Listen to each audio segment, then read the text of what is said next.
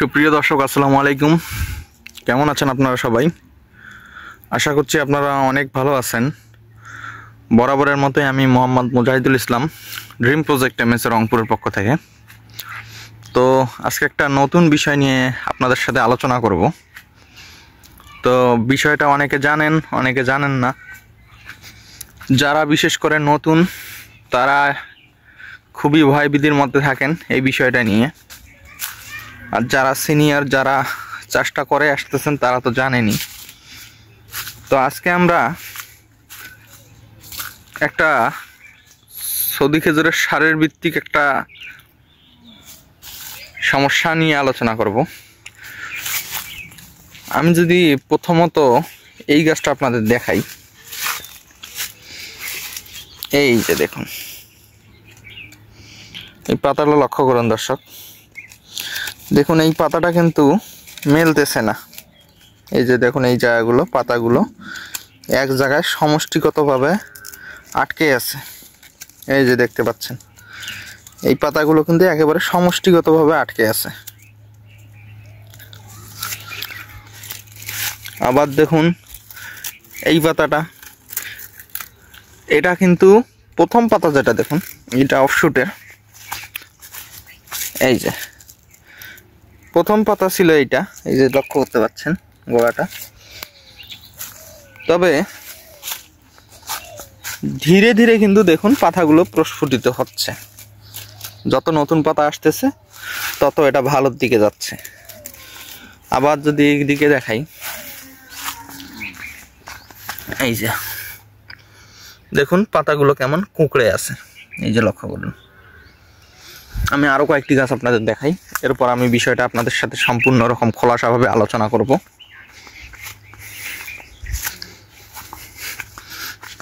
এই গাছটা যদি দেখাই, লক্ষ্য করুন এটার প্রথম পাতা হলো এইটা। দেখুন এটার কোনো পাতাই বের হয়নি, সবগুলো এক জায়গায় জমাট বেঁধে আছে, লক্ষ্য করতে পাচ্ছেন। সবগুলো এক জায়গায় জমাট বেঁধে আছে। যদি আমি ভেঙে দেখাই, এই যে দেখুন, দেখুন পাতাগুলো প্রস্ফুটিত হচ্ছে না। এই যে তো আবার এখানে দেখুন, এই যে কিন্তু যত ধীরে ধীরে আসলে মাঝের পাতার দিকে দেখতেছেন, ধীরে ধীরে কিন্তু পাতাগুলো ঠিক হয়ে আসতেছে। তো অনেকে এটা মনে করেন বা অনেকে বলে এটা নাকি একটা রোগ সৌদি খেজুর গাছের। আসলে এটা কখন রোগ নয় এটা কিন্তু একটা জানা এবং বোঝার বিষয়। এটা কোনো রোগ ব্যাধি না এক ক্ষেত্রে, আবার অন্য ক্ষেত্রে এটা রোগ ব্যাধি। এখন আমি বিষয়টা আপনাদের বুঝিয়ে বলি। যখন এই যে অফশুটে হইতেছে এইরকম, অফশুট ছাড়াই যখন এইরকম কোঁকড়ানো পাতা তৈরি হচ্ছে, তখন কিন্তু এটা স্বাভাবিক বিষয়, এটা একেবারেই স্বাভাবিক বিষয়। অফশুটে এটা হতেই পারে, কারণ ওই যে এখানে একটা দেখুন, এখানে যে এই অফশুটটা ছিল এটা একটা অফশুট থেকে আবার অফশুট তৈরি হয়ে গেছে।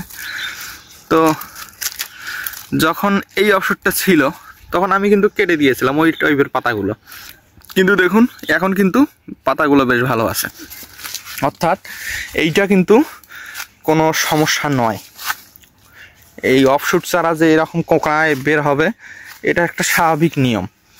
কিন্তু যদি আপনার গাছের পাতা, মনে করুন এই গাছটা, এটা গাছের মাঝের পাতা যদি এইরকম কোঁকড়ানো হতে শুরু করে, তাহলে কিন্তু এটা রোগ।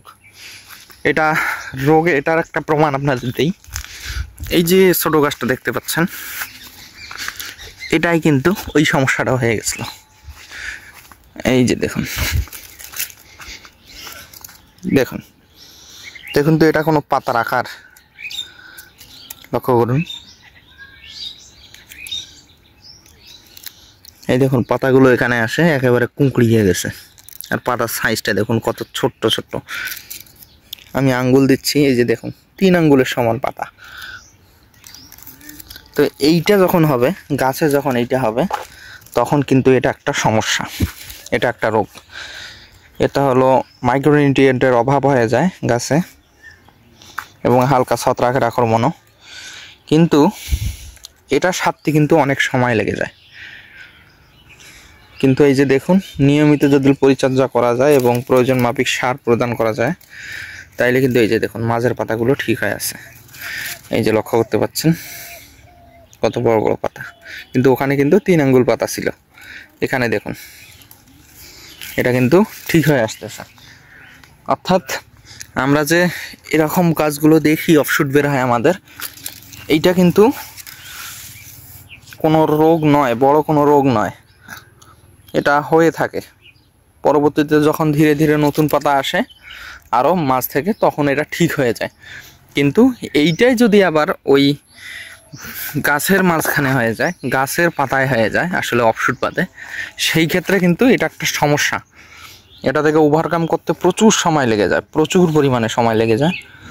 তো এই বিষয়টা আপনাদের সতর্ক থাকতে হবে। অনেকে বলে এটা রোগ, এটা আসলে আপনাদের ভয় দেখানোর জন্যই বলে, এটা আসলে কোনো রোগ নয়। এটা অফশুট চারায় হয়েই থাকে, পরবর্তীতে এটা ঠিক হয়ে যায়। আর যদি দেখেন ওই অফশুট চারাটা ওরকম হয়ে যাচ্ছে, তাহলে বুঝতে হবে অফশুট চারারও দেখেন মাঝের পাতাগুলো যে অনেক কয়েকটা পাতা বের হওয়ার পর ওই একই অবস্থা চলতেই আছে, তাহলে বুঝবেন আপনার ওই গাছটায়, মূল মা গাছটায় কিন্তু মাইক্রোনিউট্রিয়েন্টের অভাব হয়ে গেছে। যার ফলে ওখানে যদি আপনারা মাইক্রোনিউট্রিয়েন্ট বলতে আপনারা যে অনুখাদ্যগুলো আছে, সালফার, জিঙ্ক, বোরন, জিপসাম, তারপর হলো ম্যাগনেসিয়াম, এই খাবারগুলো যদি প্রয়োগ করে দেন, তাহলে কিন্তু এই অসুখটা থেকে ওভারকাম করতে শুরু করে দিবে। তো এই বিষয়টা আপনারা একটু মনোযোগ দিয়ে ভিডিওটা আরেকবার দেখার চেষ্টা করুন। আমার হয়তো বুঝাতে পেরেছি যে অফশুটে যদি এরকম কোঁকড়ানো পাতা হয়, এই টাইপের কোঁকড়ানো পাতা হয়ে যায়, তাহলে এটা কোনো সমস্যা নয়। তবে যদি মূল গাছের পাতায় যদি এই সমস্যাটা হয়, যে একটা চলমান গাছ ঠিক মতো, ধরেন এই অফশুটটাই যদি এরকম চলমান থাকতে থাকতে যদি এই মাঝের পাতাগুলো যদি ওরকম কুঁকড়িয়ে যেতে শুরু করে, তাহলে বুঝবেন যে এটা সমস্যা আছে। কিন্তু এমনিতে সাধারণত এটা কোনো সমস্যা নয়। তো এটা জানানো আমার দরকার ছিল।